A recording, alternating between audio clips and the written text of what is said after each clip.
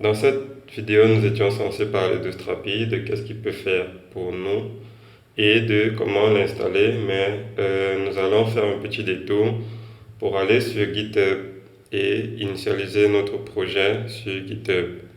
Comme je disais, le but c'est de pouvoir monter en compétence et de couvrir le plus d'aspects du développement possible.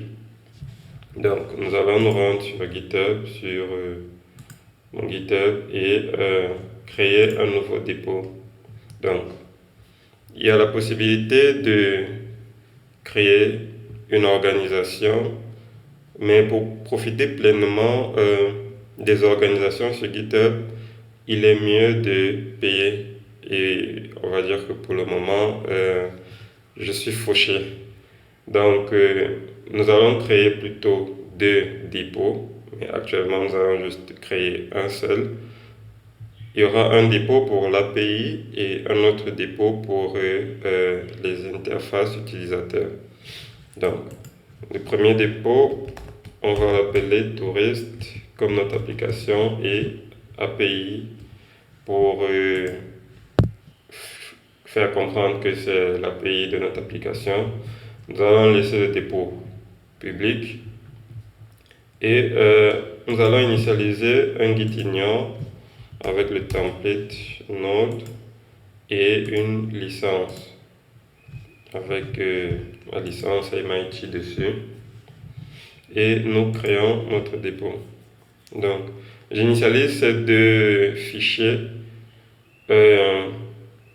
pour pouvoir créer les branches parce que tu ne peux pas créer de branches sur GitHub si tu n'as pas déjà des éléments ou un premier commit sur ton dépôt.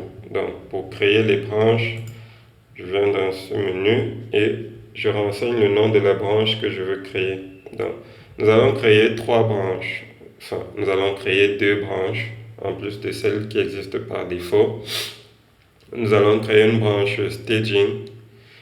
Staging, c'est pour les tests par l'équipe présente. On va dire que si vous travaillez sur un produit et dans l'équipe, il y a le marketing, il y a différentes personnes en fait, et il y a les développeurs.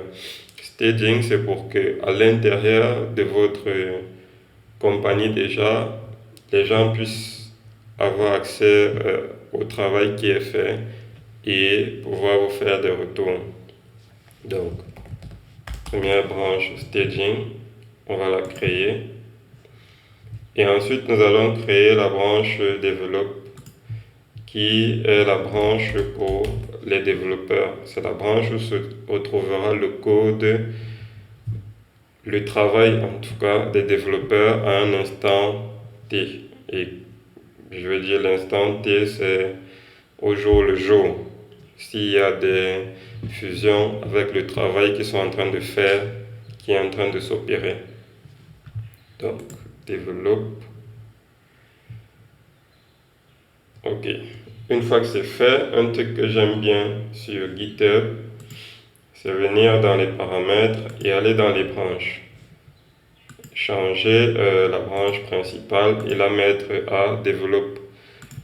De cette façon, on se rassure que peu importe le développeur qui arrive, déjà le code qu'il va récupérer, ce sera le code qui est sur la branche develop.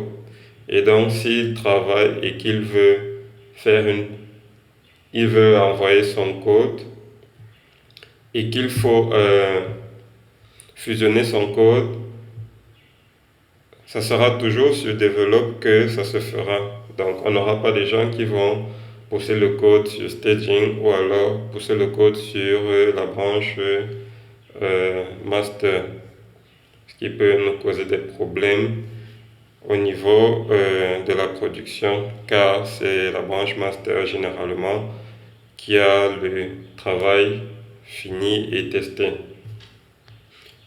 Une autre chose également que nous pouvons faire, c'est de rajouter des règles de protection pour nos branches ici, mais nous n'allons pas le faire dans cette vidéo.